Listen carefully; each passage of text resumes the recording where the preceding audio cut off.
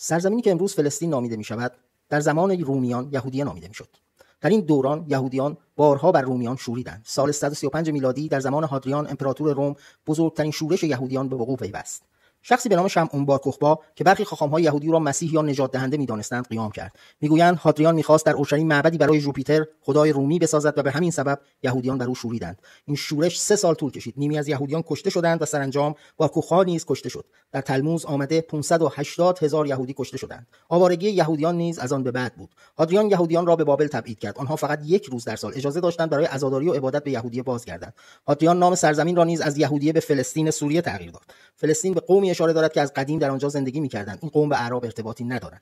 زمانی که ساسانیان این سرزمین را تصرف کردند، یهودیان اجازه یافتند که بازگردند و عبادت کنند، اما رومیان دوباره این سرزمین را تصرف کردند. پس از اسلام و در زمان عمر بن خطاب این سرزمین به دست مسلمانان افتاد. یهودیانی که مسلمان شده بودند اجازه داشتند در زیارتگاه‌هایشان عبادت کنند.